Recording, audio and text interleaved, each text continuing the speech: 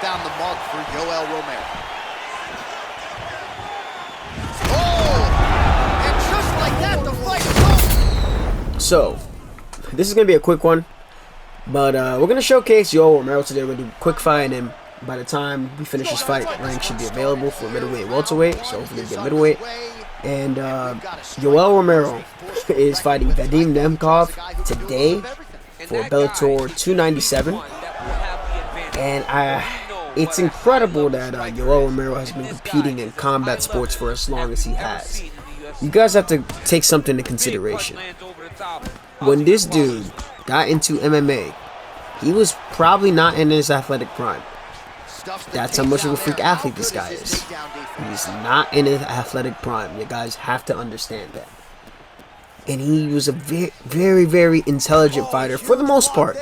Whenever he didn't get into unnecessary brawls or anything along those lines, he understood that, hey, he has a limited gas tank. He has the fear of his Olympic pedigree of wrestling, you know, Olympic silver medalist. That helped him with opponents not wanting to overcommit to shots because, well, they didn't want to get taken down. Of course, folkstyle and freestyle are two completely different things in terms of what's done to control an opponent, but he can control somebody when he wants to. It's just extremely taxing, especially for somebody of his size. So for Yoel to be fighting for a title still, I know I just watched I watched his bout against, I think it was Polizzi. It was number 7th ranked middleweight. He, you know, does what Yoel does. You know, even against competition that's not top tier, or even if they're like top 10 in another division, like he wins those bouts despite his age and everything else, right? But you know, he struggles against the creme of the crop now. He's out of his athletic prime, but it's nothing short of amazing. Nothing short of amazing that he can still perform the way he does when he puts his foot on the gas. And this is just one issue with Yoel. He does tend to take time, and if his opponent's got a read on him, it's hard for him to get going, and then, you know, the match is pretty much done. But that's a relatively quick one, living up to the name of a quick fight. So we're gonna go check on my championships. Yoel's had a pretty interesting career. You know, the stuff with like Tim Kennedy, you know, the Stoolgate thing, where, you know, people said, oh, he cheated, he was on the stool for too long, and we find out that it was actually because of the UFC cutman that messed up, and then John McCarthy was the one that allowed him to kind of sit on the stool.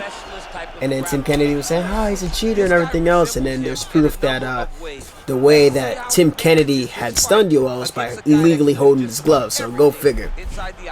Then, of course, we're going to try to play like Yoel as much as possible here. We have the, you know, the Abita Morin thing where, you know, he popped for Abita Morin, but he filed a lawsuit and he won to, you know, prove his innocence against that company.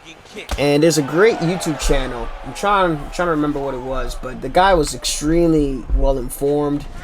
He was it was talking about like the whole process of how all that stuff worked with testing.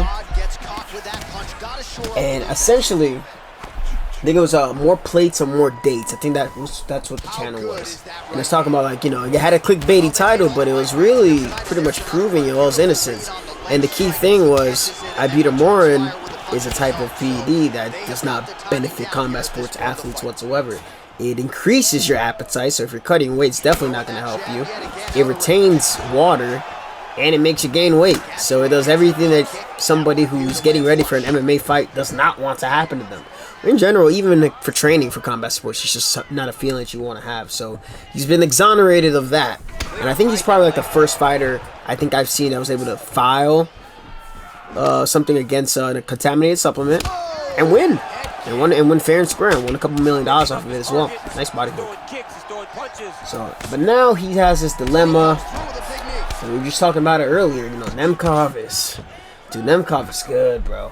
Nemkov is good, and I don't know how that's gonna go for Yoel. I think he might get finished, honestly.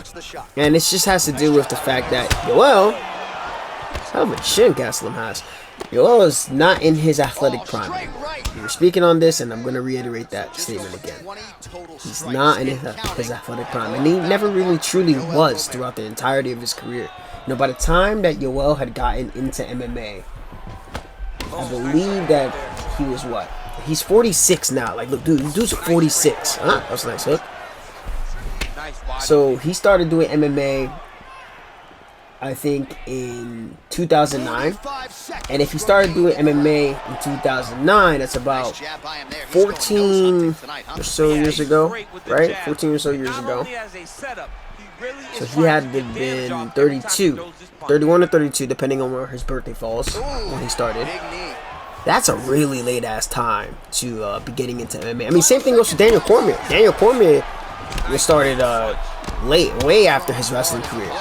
So for both of these gentlemen to have the careers that they had in MMA, you know, Yoel Romero being one of the best guys to never win a middleweight title. Like, the dude, you know, he had Michael Bisping duck him. Like, it was as clear as day. Michael Bisping was ducking him.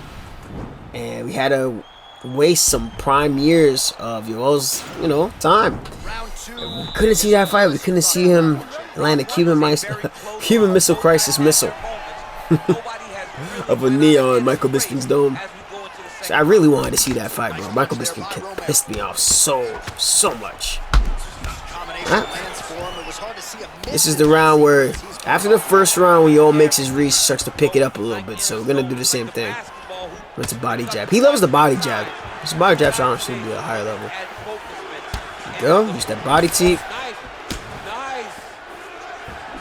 So he's really starting to put together some significant body shots here. They take their toll as this fight goes on. Alright, take our time. There we go. Later timing. I will land this flying knee on you. Back fist. This has a 6-12 elbow. Good body kick. See, with this guy's, he's not boxing enough. Okay, never mind. I was gonna say he's not boxing enough for Kelvin. You made a fatal flaw. You made a very fatal mistake. And you just got flying knee to shit. All right, that is very good. Very good. I like that. One of my favorite knockouts that Yoel Romero has had was the knockout against Luke Rockhold. And one key thing I'll never forget about that knockout was the fact that this motherfucker punched the dude's leg. Like, he had punched homeboy's leg. And Yoel was kind of known for doing some like weird things in the octagon. I know you guys recall the Yoel Romero statue challenge that Marshall had done a while ago, so try to do a little bit of that here. But essentially, with Yoel, like, you can try to do that challenge. It's going to be very difficult against somebody like a really solid Whitaker or anything like that. I think we're going against Hermanson. And we're off ranked now. We kept getting too many welterweight fights. I got some stuff for RDA, so I'll probably end up using that for his showcase coming up, because I was just talking about his upcoming fight with Luke. It's a while from now, but you know, I might as well keep that ready, so I don't have to, you know, maybe enlist it when it's time. But so, you know, because EA Sports doesn't like to have a proper rank system where we can at least choose the weight classes we want. But this guy, not too shabby. He's pressuring a lot, which is actually something I want more opponents to try and do while I'm doing this, because I'm really just trying to just slightly get out the way, probe with the oblique kick. And one thing that I do like about this the little challenge thing is that you start to see players, like, when they see you're not firing back, they get a little bit confused, and they either start teeing off out of nowhere and they just stay right in front of you because they think that you're not just gonna fire back, and then boom, you can just get them out. But you can also frustrate a lot of players. Like, I was having some quick fights, even some ranked fights, where I was just waiting for like the final minute of the round to actually do some shit and just steal the round, which is, it's a very annoying thing to deal with. So I don't blame him for quitting. Okay. Do I really want to grapple this guy? Yeah, nah.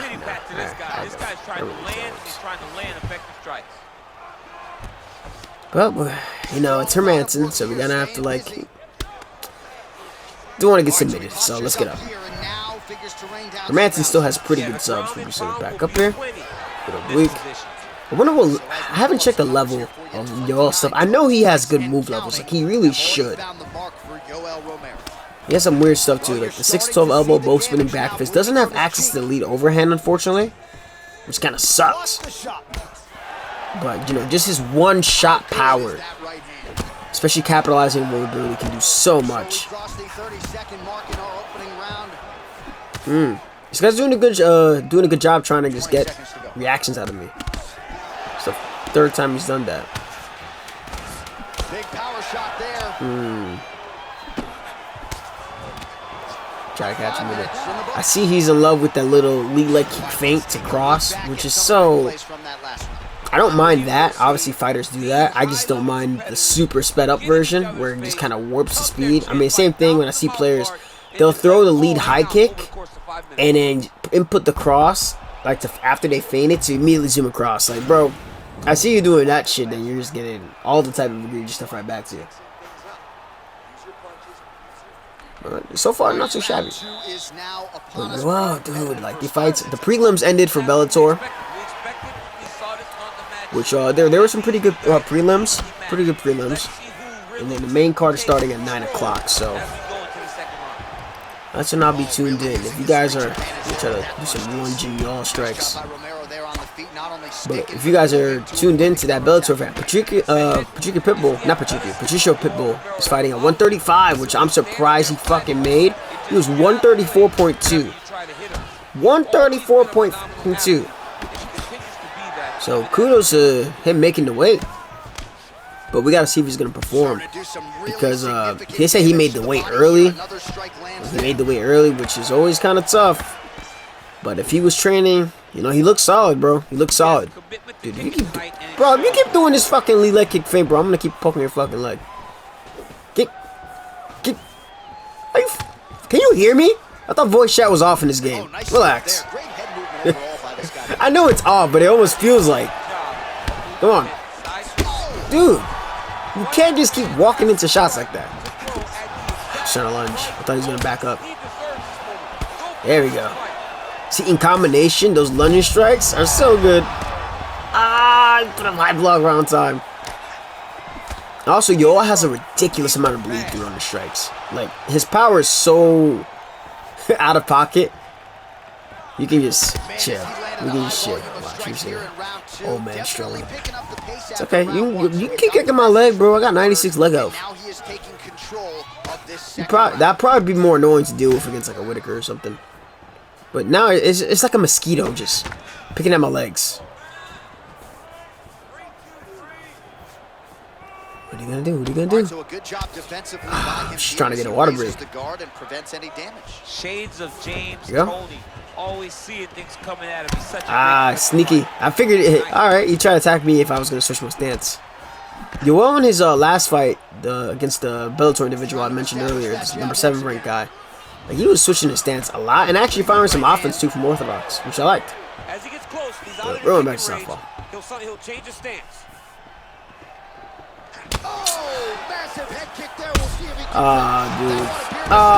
Dude. I was hoping he'd pull. I remember one of my members of my channel, we were like having like a best of 3 spar, and he actually got me. Like, I wanted the best of 3, but he nailed that as a clean ass KO. That's when we knocked this guy down. He went 2-3, so like a cross and a lead hook, and I went to slip because I thought it was gonna be the 2-3-2.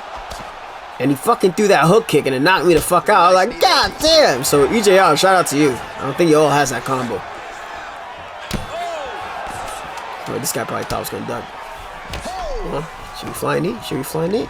Oh, come on! Did we deny it? We still denied it. Bro.